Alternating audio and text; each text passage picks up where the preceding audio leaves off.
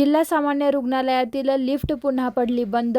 डायलिसिसच्या रुग्णांना मोठा मनस्ताप. बुलढाणा मुख्यालय नसलेल्या जिल्हा सामान्य रुग्णालयातील लिफ्टचा तांत्रिक बिघाड ही नेहमीचीच समस्या झाली आहे.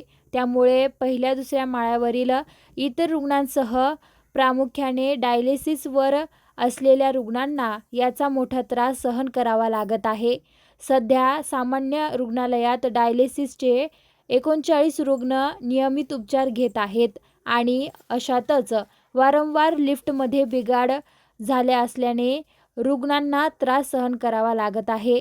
या रुग्णालय परिसरातील गावातून दररोज शेकडो रुग्ण येत असतात. मात्र रुग्णालयात असलेले फ्रीजर बंद पडल्याने रुग्णांच्या नातेवाईकांना पिण्याच्या पाण्यासाठी भटकंती करावी लागत आहे. याकडे वरिष्ठ अधिकाऱ्यांनी लक्ष देणे गरजेचे झाले आहे.